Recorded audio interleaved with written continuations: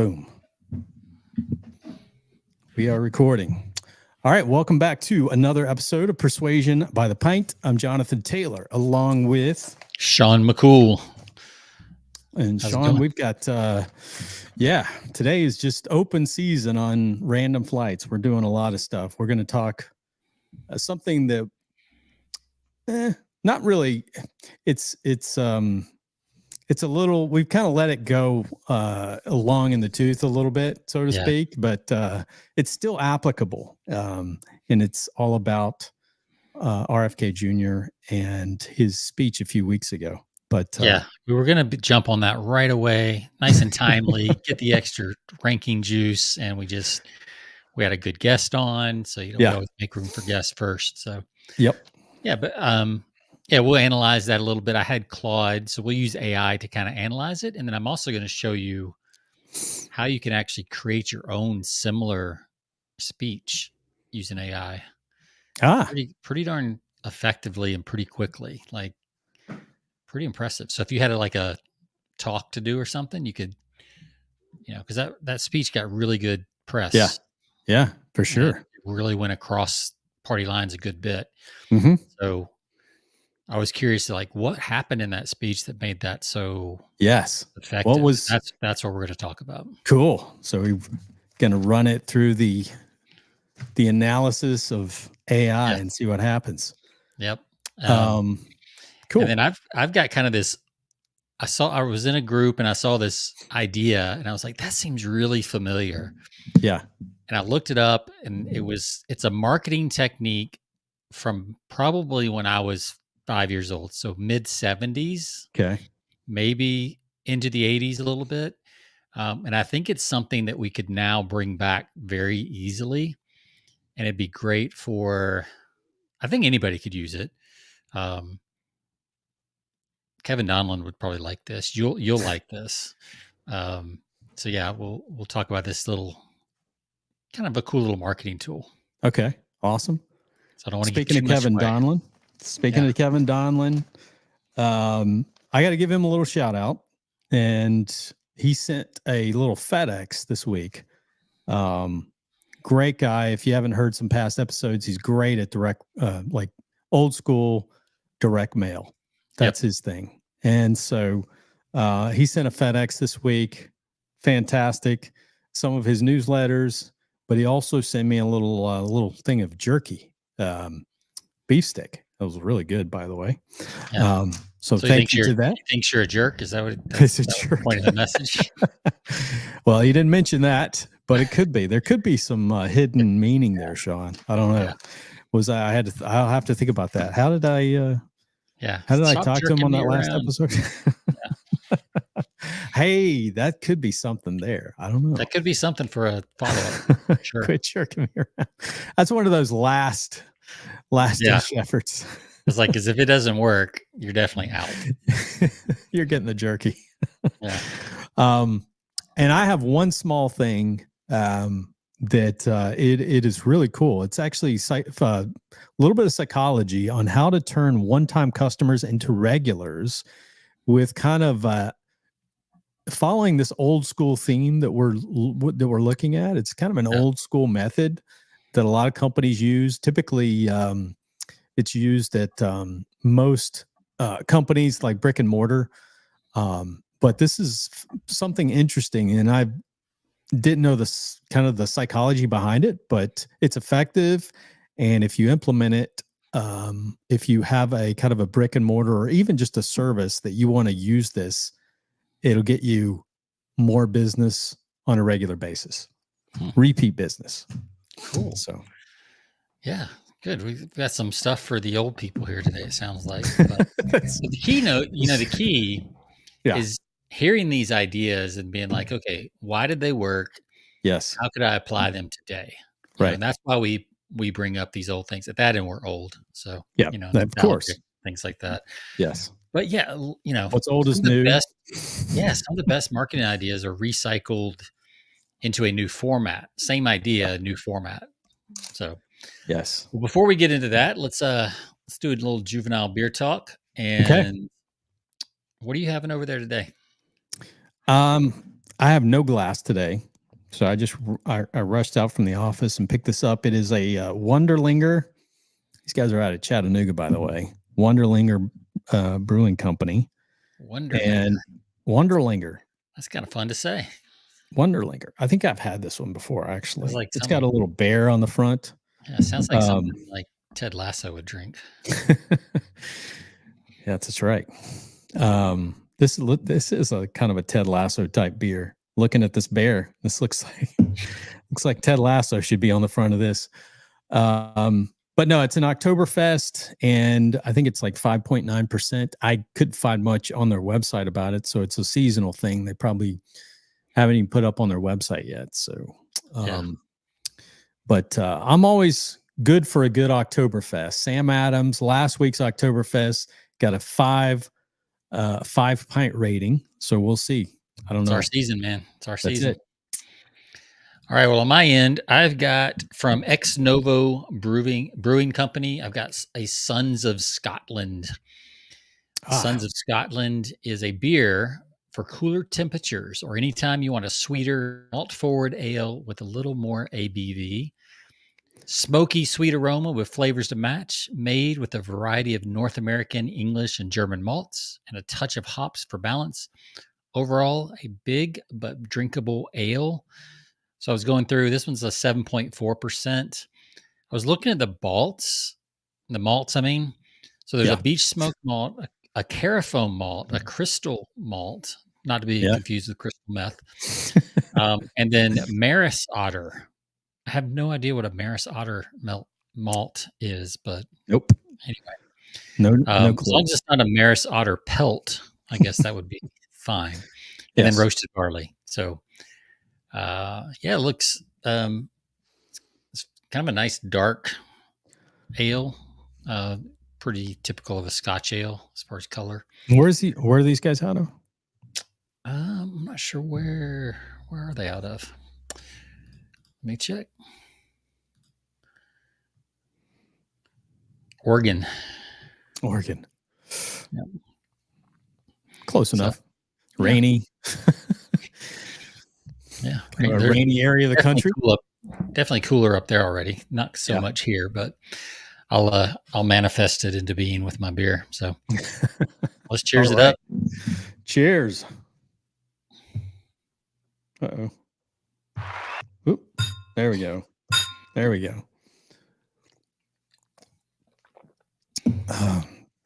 My wife's going to Scotland next month without me. Really? How rude. She's leaving me behind. And with the sisters and the mom. Oh, is that just like a lifelong trip, or is there family, or? Nope. Just a little 9-day excursion.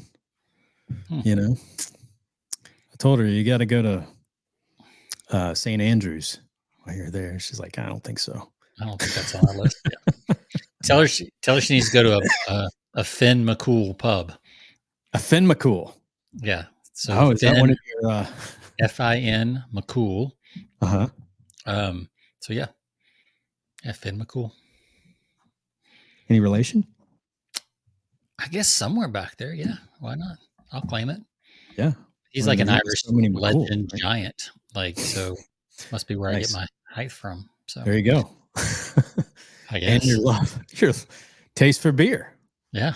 So yeah, have her stop by and get me a picture or something. Oh, that's cool. All right. But very good. Apparently, they're all over the place up there. So I will mention this. That's in Ireland. I don't know if they're in Scotland or just Ireland. But anyway, if they go to the Fords, the place with the hexagon stones. Yeah, that's where the Battle of the Giants from Scotland and Ireland took place, and Finn McCool was on one side of that. So very cool. So how's your beer? Not as good as last week. So I'm going to what's it called? Dingledopper? Like, what's it called? Wonderlinger.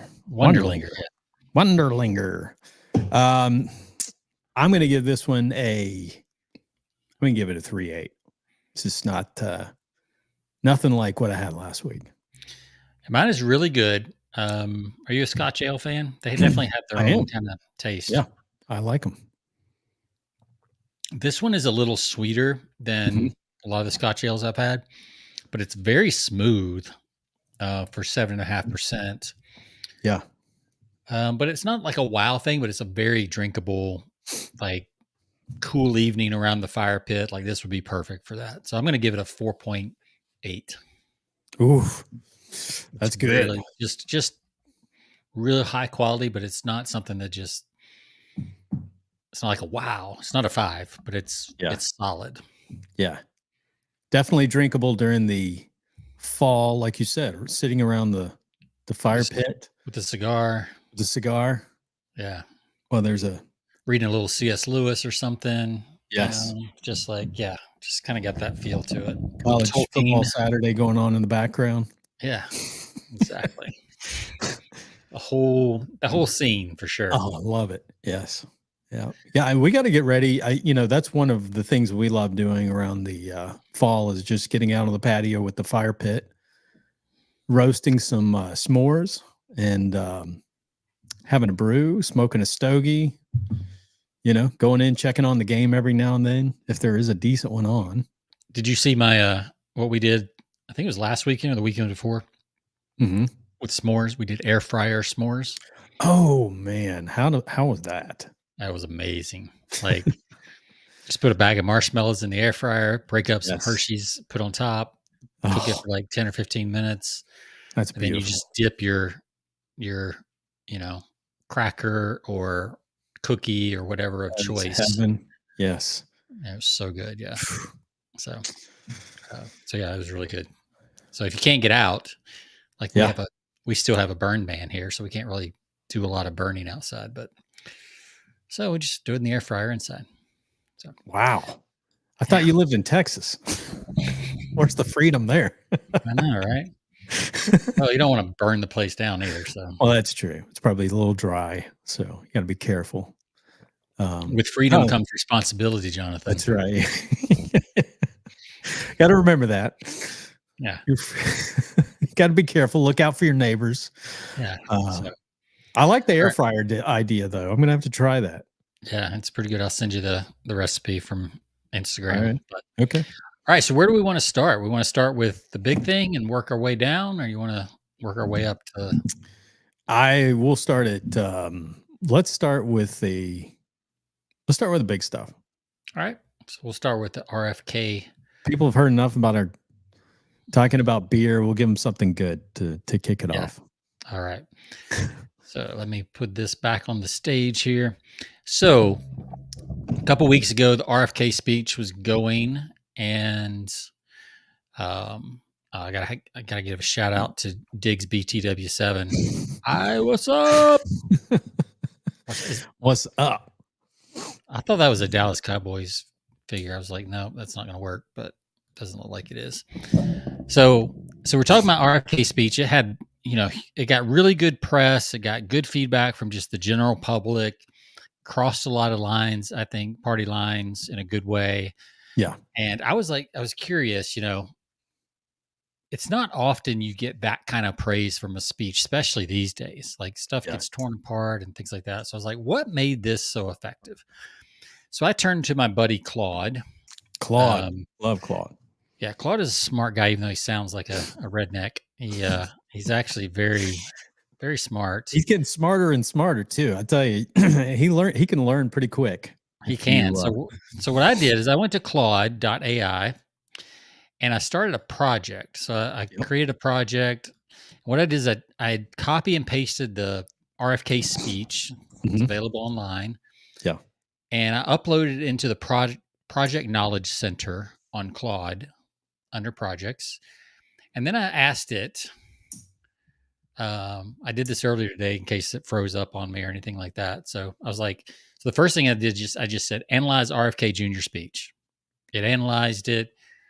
It kind of told me what it was about, but I was looking more for like, why did this work? Right. Yeah. So some of the analysis represents a significant shift in the race. That's not what I was looking for. Kennedy's focus, views on Ukraine, reflects deep disillusionment with the Democratic Party, his endorsement. And I was like, that's not exactly what I'm looking for. Yeah. So then I said, why was it such a popular speech? Why did he end up being so much more liked after this speech? And this is what I was looking for. Based on the content of the speech, there are several factors that likely contributed to his popularity: authenticity and passion, Mm-hmm.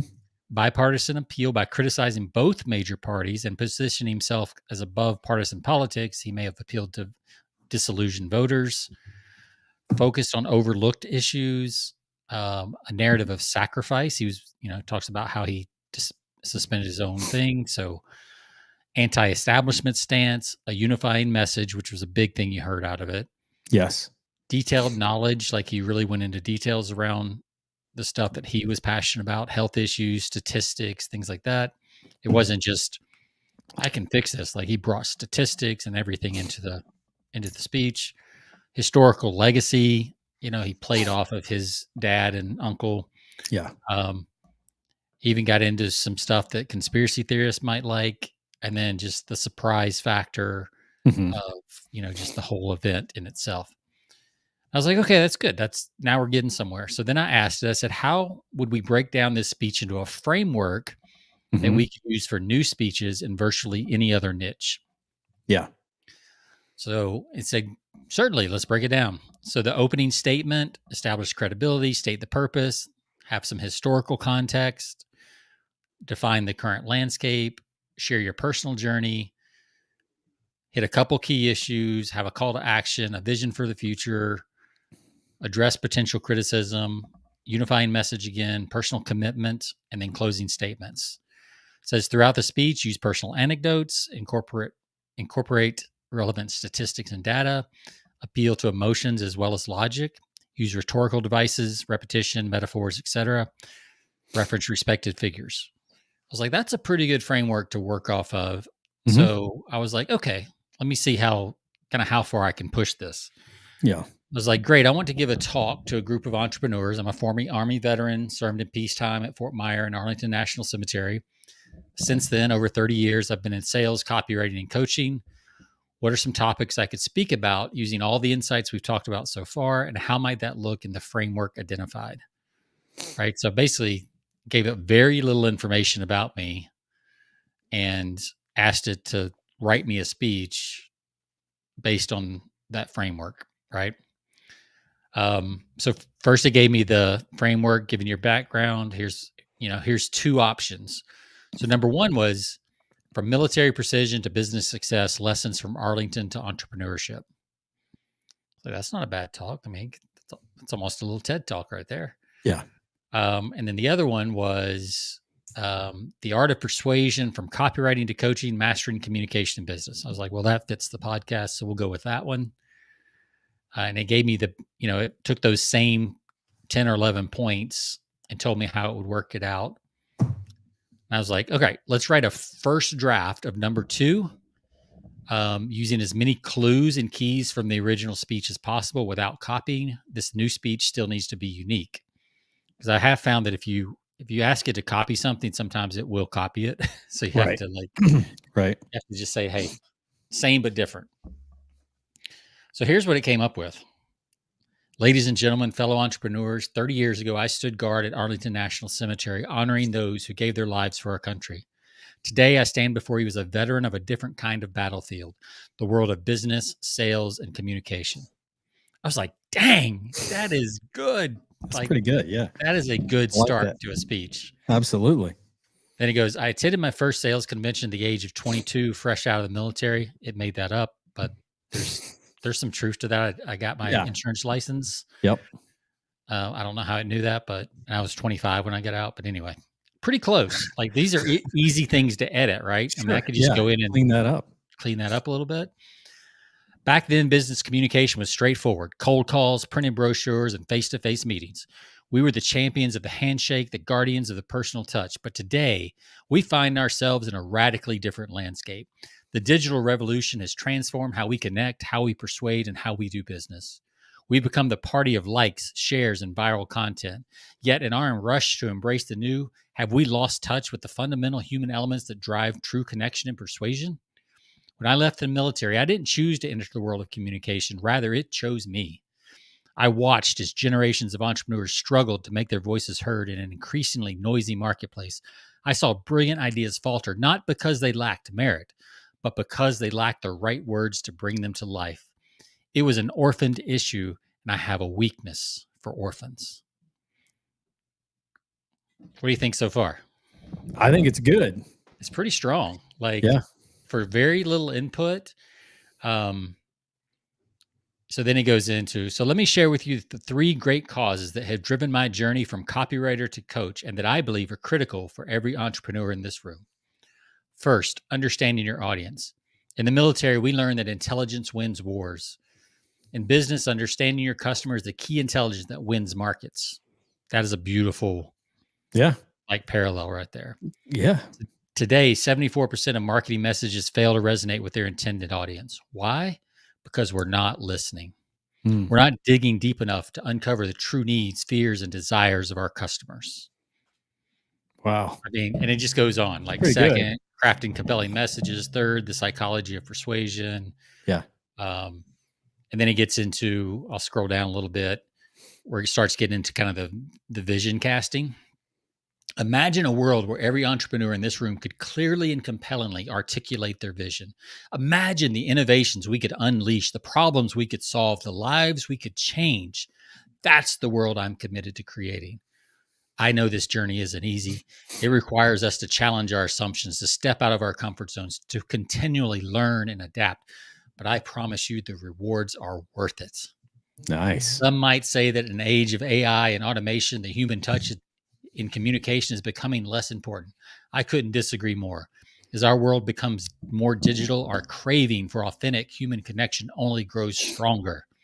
My friends, the future of business isn't just about what we say, but how we say it.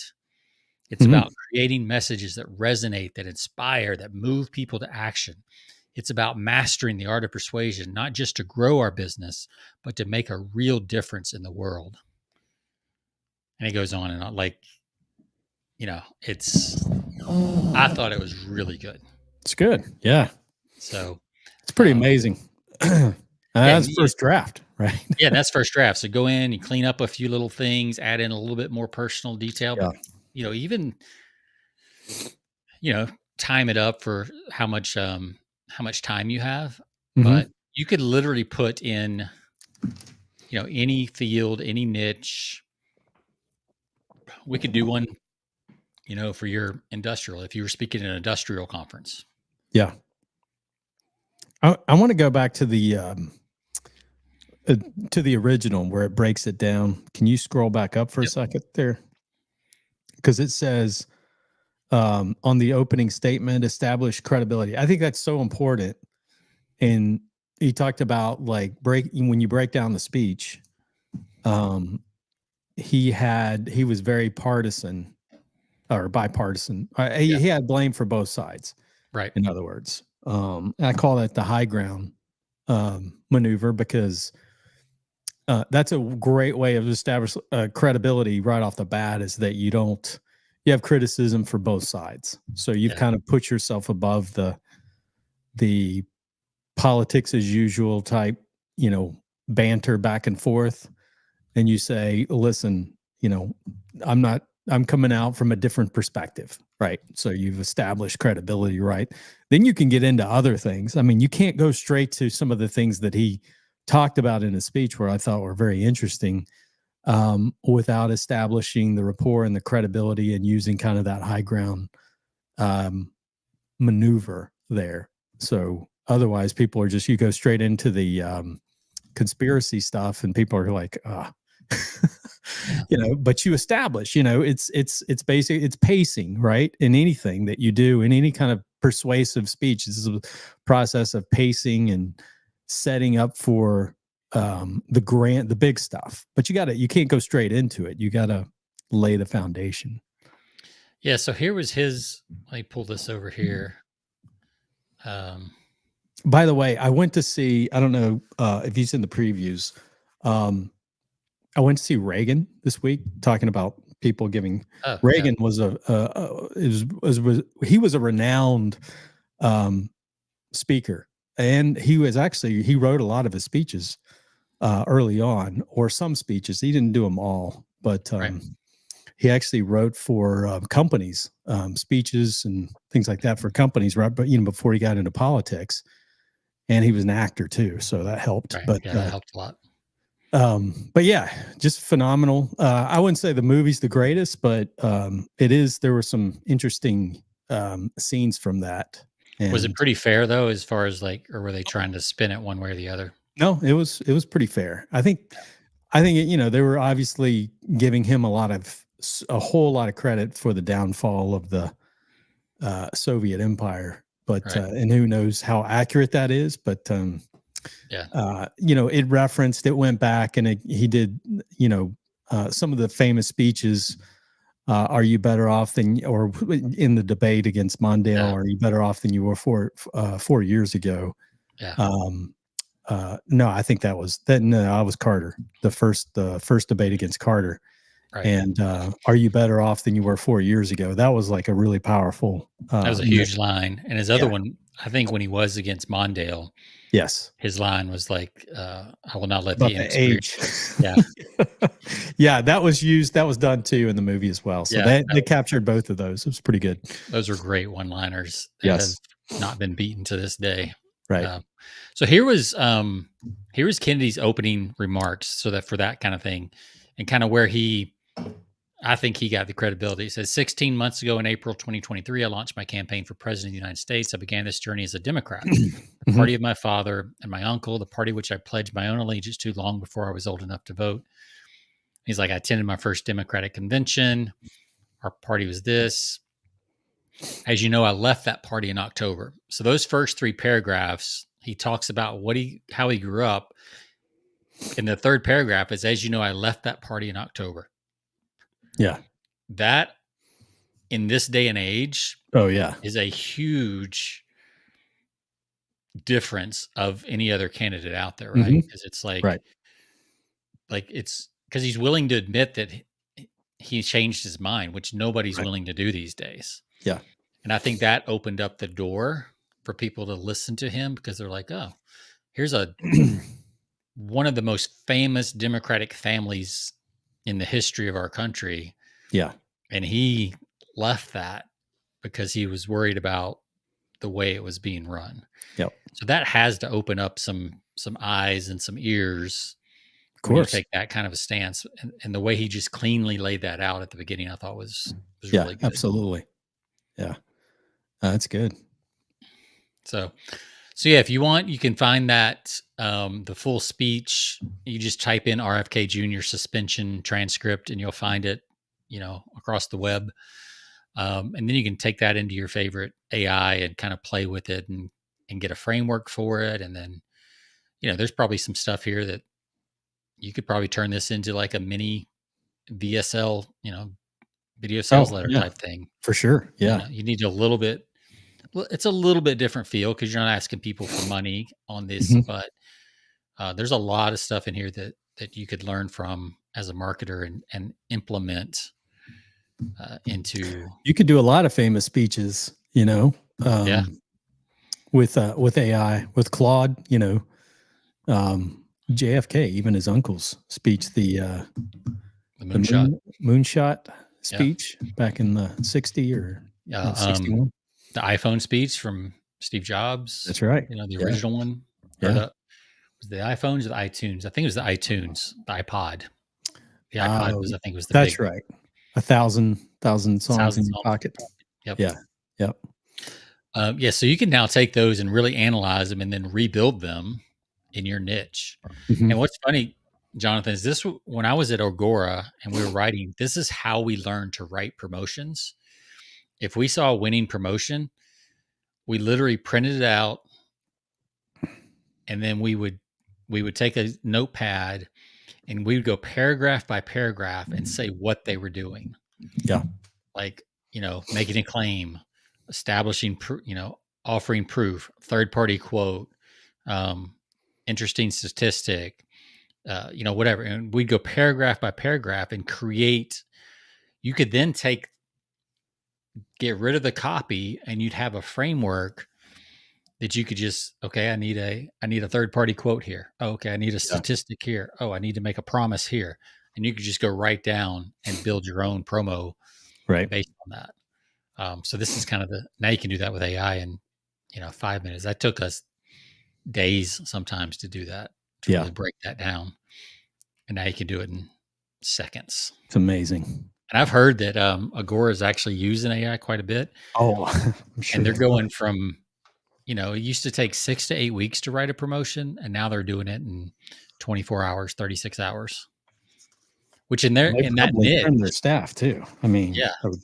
And in that niche, that was one of the problems we always had, was that in the stock market, especially if you're picking single stocks, those stocks could turn on you very easily if it took you 6 weeks to write the promotion.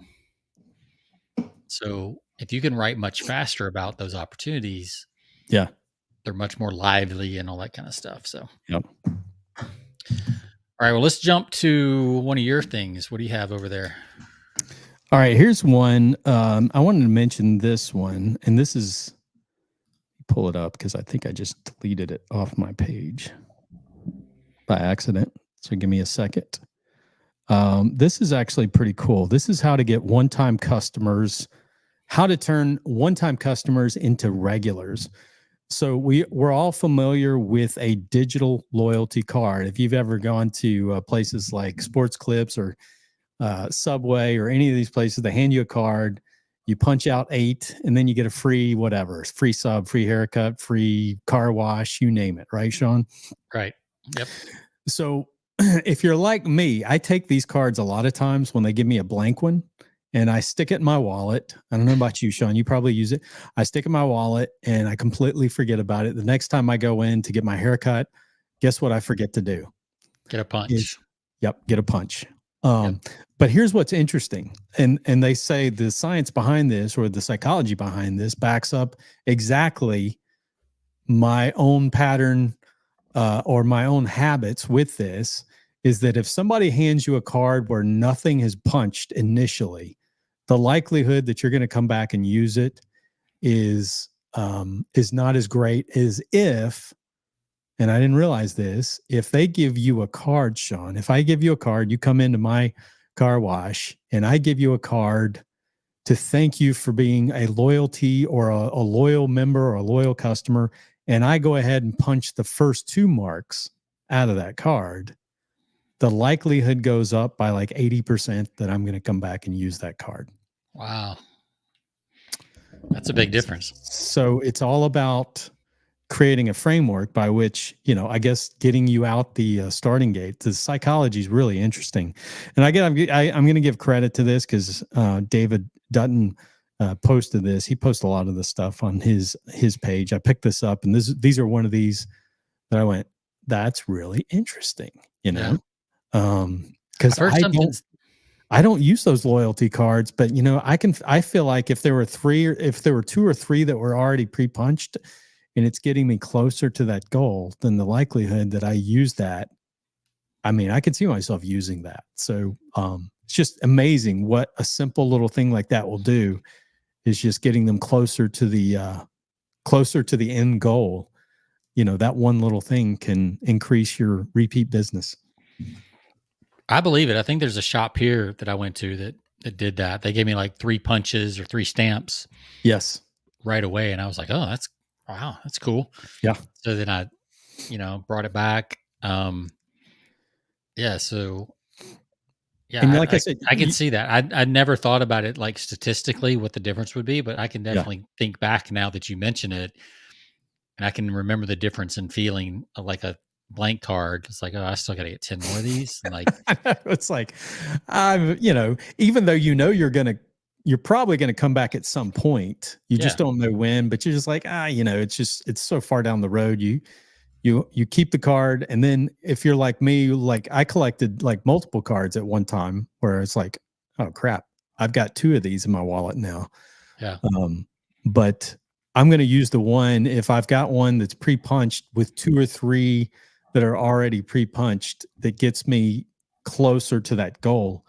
Yeah, that's I'm hacking the system there. Get a fresh, attacking the system. fresh Yeah, one. more likely to use that. And anybody can do this. If you own a service business, a lawn landscaping company, or if you own, you have a restaurant, you do this. I know, these are easy. I mean, this is like easy money right here to be able to do. But the psychology behind that of getting people closer to that freebie really works to bring in repeat business.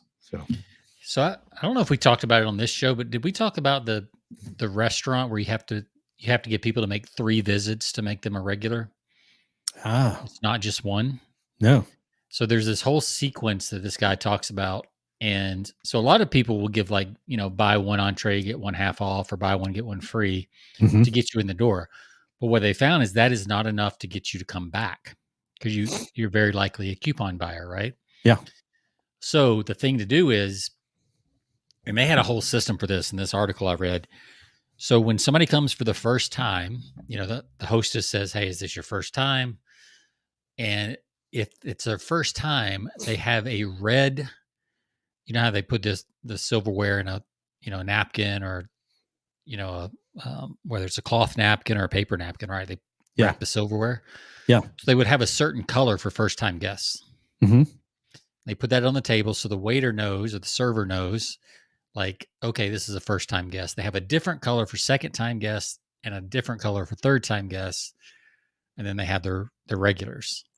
So everybody who comes, and brings the food, gets the water, the manager walks by a table, he can glance and know what visit that person is on. Right. At least the first 3. And then they said, so if you give a good discount to get people in the door the first time, the manager walks around, he looks for first time visitors, and he's like, "Hey, how was everything? Would your food come out okay?" He's like, "Hey, what was your favorite thing?" I'm like, "Oh, I like this." He's like, "Well, you should try," let's say they got steak. He's like, "Well, you should try our chicken. That's what everybody raves about. Here, let me give you this card. Here's a free chicken dinner next time you come in on me." Right? So now they come back a second time. Yeah. And then the second time they have a different color napkin, and they come back in, and the manager's like, "Hey, I saw you tried the chicken this time. Yeah. What do you think?" And they're like, "Oh, that's really good." It's like, "I know she didn't get dessert. Next time you come in, here's a free dessert on me." Wow. Our desserts are amazing, blah, blah, blah. And then by the third time they come in, ideally because you put a time on it. So ideally, like, the hostess is starting to recognize them, the manager's starting to recognize them. Right. They're feeling like a regular because the manager stopped by their table twice. Yeah. I thought that was just a really good, like, strategic, very intentional. Everybody in the team knows. Yep. Hey, and they said that I'll have to find the statistics maybe for next week, but if you can get people to the third thing, like, their attendance goes up like 80%. Really? So it's kind of similar to what you said. It's just, but the first time, if they just come off a coupon and there's no, like, intentional bring them back the second time, it's rare that they come back. Yeah. So, you got to grease the skids, man, a little bit. You got to make it easy. Well, there's a lot of competition. There's more restaurants out there than there ever has been. So, it makes sense that you would have to do that. Yeah. Yeah. All right.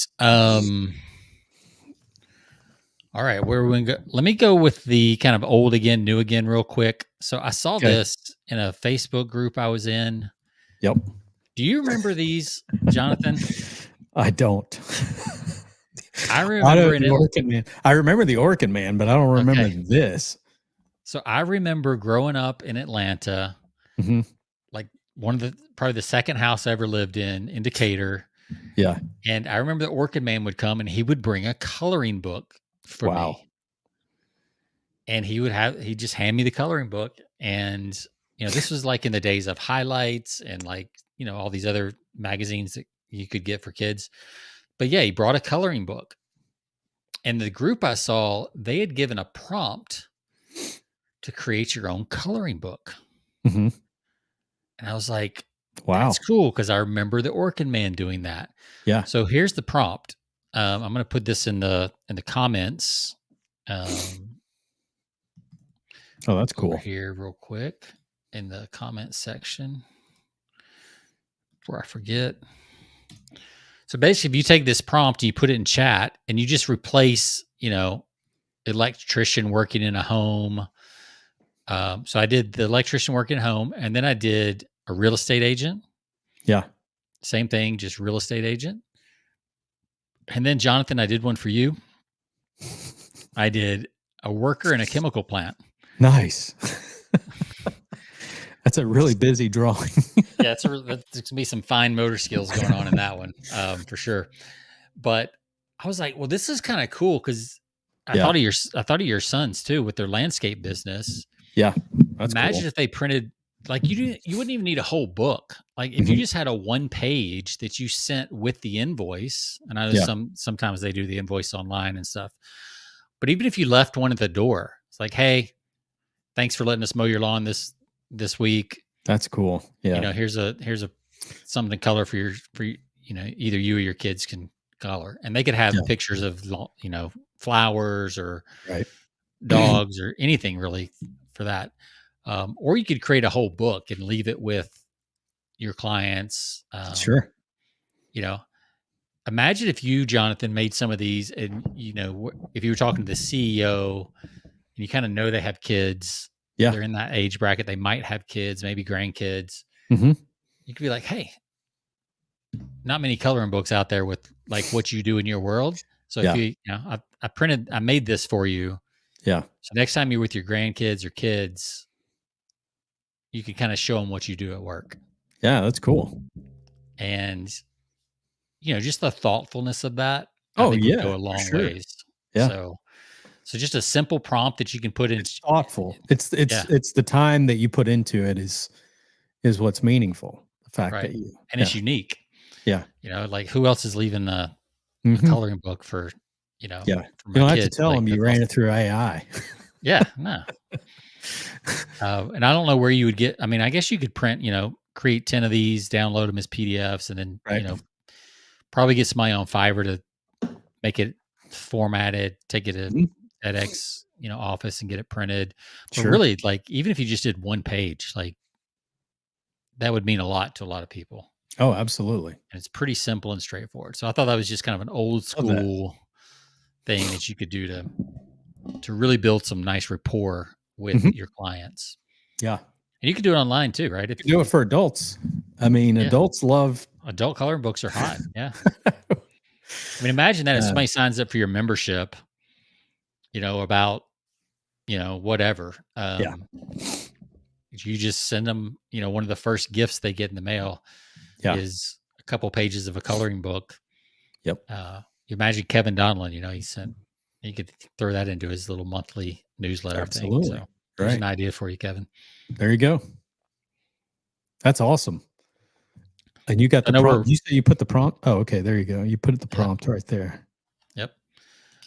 All right. So I know we're almost at time. You got it somewhere to be, but what was your last thing? I think that's it. I think I mentioned Kevin Donlin. I do want to read this one thing that he mentioned, and I think he mentioned this resonates with me so much, and I'm sure it will with you, Sean. And I think he actually mentioned this when he was a guest with us a few weeks ago. But he mentioned in his newsletter, he's got in this packet that he sent me, he put I think it was a few of these newsletters together. But the one thing that he puts in here, it's got a headline that says "Online Example Worth $1 million." He says, a few years, a client hired me to write a new sales letter for his website. He has sold software to help students. I think he did mention this when he was on with us, but just to reiterate, he sold software to help students score high on the SAT and ACT tests so that they could get into a good university. The first thing that I did was go out and listen to prospective buyers of the software and where my daughters went to for tutoring. And there, he said, I overheard a high school student tell her parents, quote, "Mom, Dad, I got rejected." So can you guess what the headline of his sales letter was? Yep. So sure enough, Mom, Dad I got rejected. So after hearing what people wanted, and that goes back to, one of the things that he mentioned on our show, and just to reemphasize, listening to the voice of the buyer, listening to the voice of the customers out there, instead of, writing things before you sit down and write. You have to listen to what other customers are saying, listen to how they explain things, listen to how they describe things, listen to their frustrations. And that's one of the things he did. He said he used that headline, and the new headline got attention. As a result, sales more than doubled, increasing by 139% in 30 days.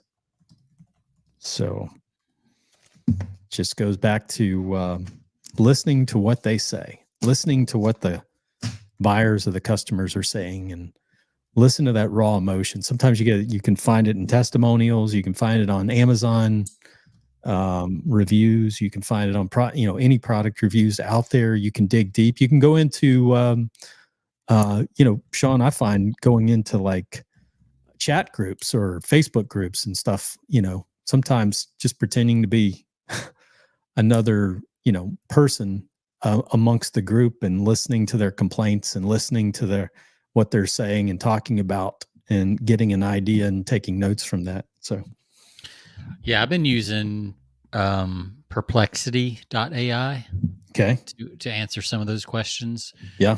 You can go in there and ask it kind of some of those things like, what are some of the key challenges CEOs face? I just put this in when buying composites from salespeople.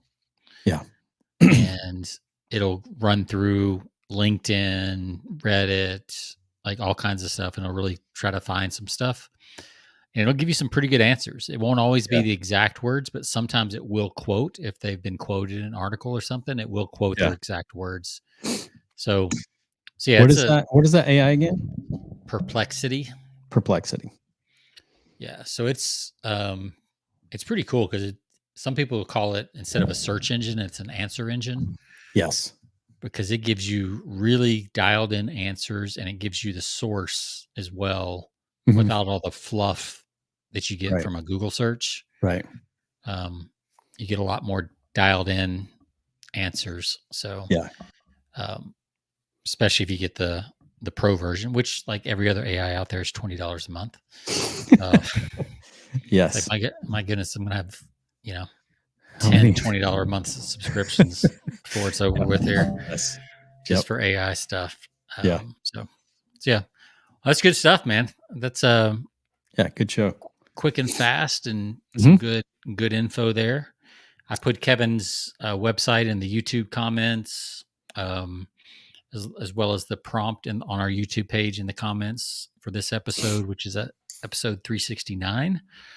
So if you go to YouTube and you want those things, you can find them there. Cool. Since we don't do a good job of putting those on our show note page. Give us a little teaser about next week. What do we got? We got a guest next week. So this was, a little bit of UX. So, user design, and so kind of getting into the technical side, along with a lot of the persuasion stuff we talked about, and how do we make those two worlds come together? Yeah. Is one of the things we're going to be talking about. It's similar to what, we talked with Corey about a couple weeks ago, last week. Yep. With a little more emphasis on the UX side.